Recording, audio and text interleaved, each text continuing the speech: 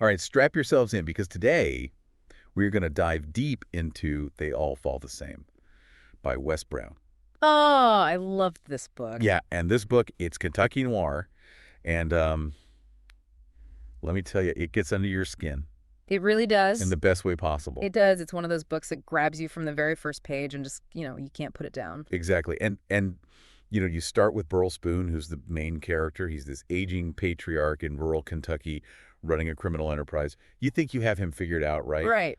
Tough guy, no nonsense, rules his family with an iron fist.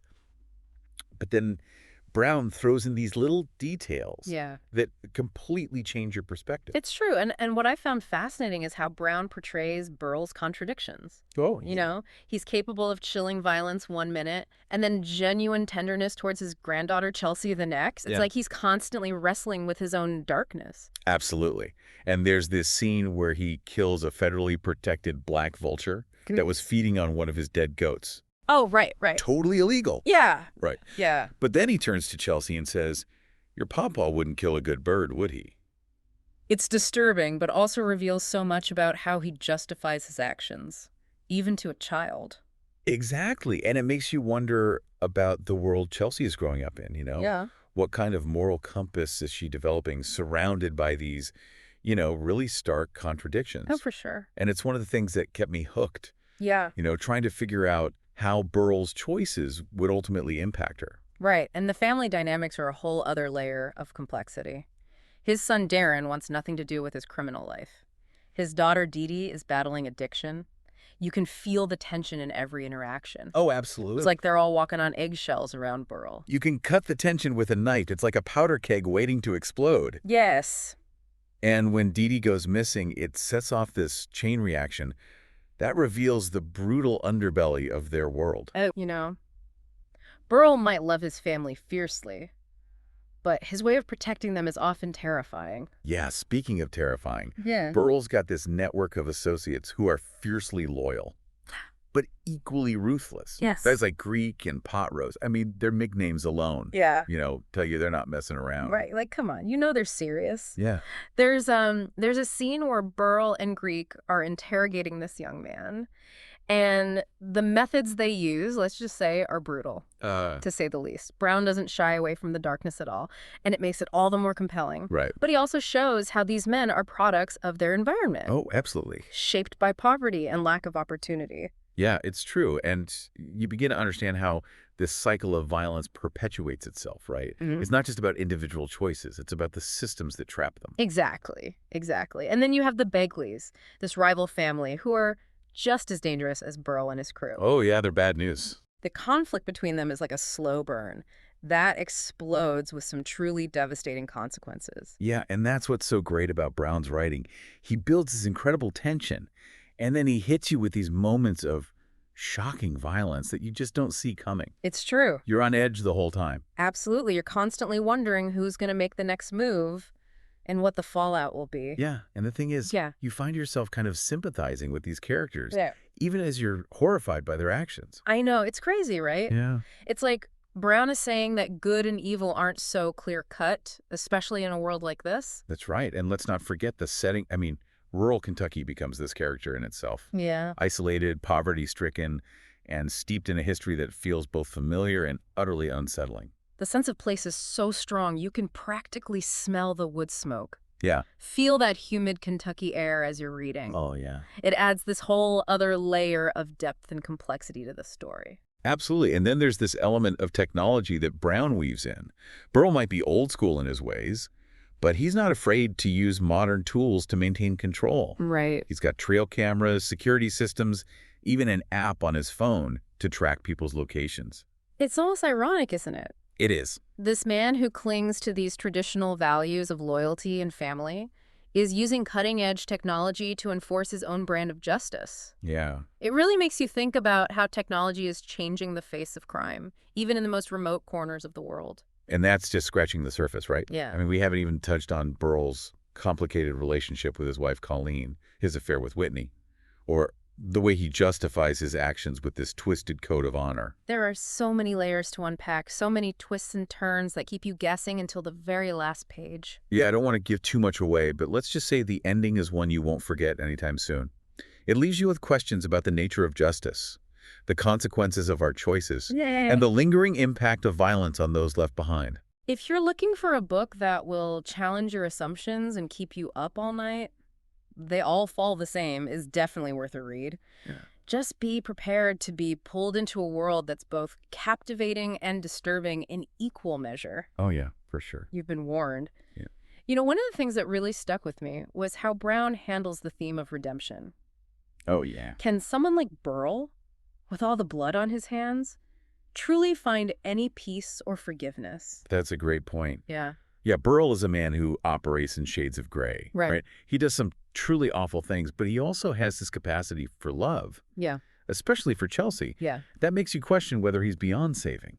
Absolutely. And there's this incredibly powerful scene at DeeDee's funeral Oh, yeah. where Burl's surrounded by people, but he's completely isolated in his grief. Right. You can practically feel the rage building inside him, and you just know it's going to spill over. Like a turning point in the book, right? Yes. DeeDee's death becomes this catalyst, pushing Burl further down a path of violence and revenge. He blames the Begleys, and he's determined to make them pay no matter the cost. And that's where the story gets really interesting. Yeah. Burl's always been a man of action, but now his actions become more reckless, Hmm. more desperate. Yeah. He's driven by this need to right a wrong, but in doing so, he risks destroying everything he has left. Yeah, you mentioned technology earlier. There's this fascinating contrast between Burl's old-school mentality Mm-hmm.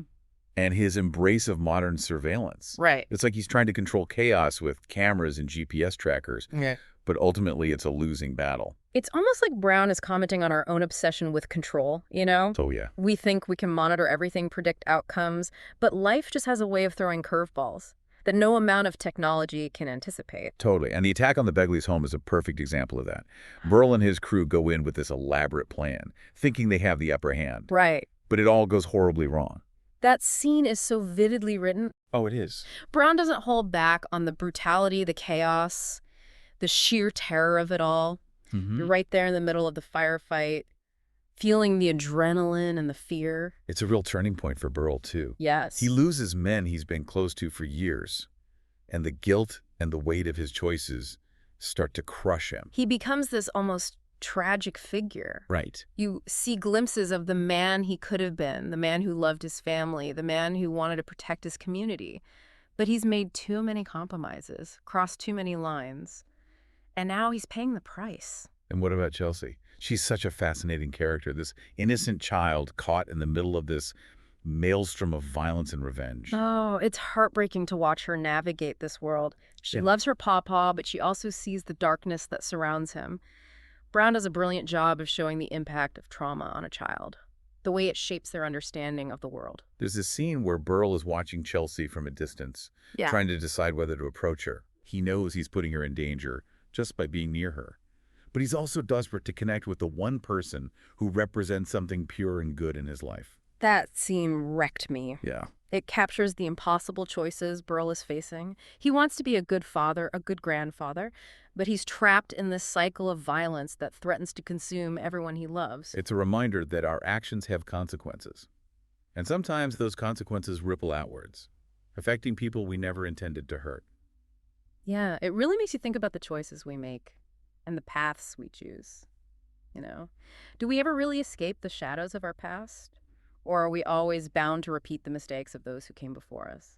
Yeah, that's the central question Browne seems to be wrestling with, and I don't think there are any easy answers. The book doesn't offer a simple resolution or a tidy moral message. It leaves you with this sense of unease, this feeling that, even when justice is served, there are always casualties. Speaking of justice, the final confrontation between Burl and Clovis is one for the books. Oh, I know. It's brutal, intense, and you can feel the weight of their shared history in every blow. Browne's descriptions are so visceral, you can practically taste the blood and grit. Oh, yeah. But what struck me most was the emotional undercurrent. Right. You know, these two men have been locked in this battle for so long that it's become almost personal, a matter of pride and survival. And yet there's this underlying sadness to it all. Yes. You get the sense that both Burl and Clovis are tired, Yeah. weary of the violence and the bloodshed. They might be enemies, but they're also bound together by this shared experience, this life they've chosen. It's a powerful reminder that even in the midst of conflict, there can be this strange kind of understanding, a recognition of the shared humanity that binds us all. And the way it all ends, I don't want to spoil anything, but let's just say Browne doesn't shy away from the consequences of Burl's actions. There's a sense of inevitability to it, like the wheels of fate have been set in motion and there's no stopping them. And even though Burl might find a measure of peace, it comes at a tremendous cost.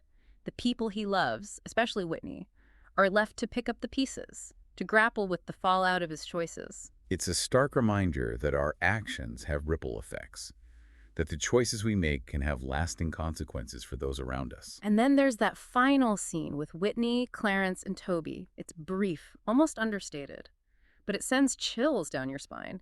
It suggests that the cycle of violence isn't truly broken, that the seeds of revenge have been sown. It's a haunting ending, and it leaves you with this sense of unease. You know that Whitney is strong, but you also know that she's facing an uncertain future, surrounded by the ghosts of Burl's past. They All Fall the Same is a book that stays with you. It's gritty, unflinching, and ultimately, it's a story about the human condition, about the choices we make when faced with impossible circumstances. It's definitely a book that'll spark some interesting conversations, if you're a fan of Southern noir, or if you're just looking for a story that will challenge you and make you think. I highly recommend checking it out. And let us know what you think. We'd love to hear your take on this complex and compelling book. It's a story that lingers in your mind long after you've finished reading it, prompting you to question your own assumptions about justice, family, and the choices we make when faced with darkness. Thanks for joining us for another deep dive. Until next time, keep exploring, keep questioning, and keep those pages turning.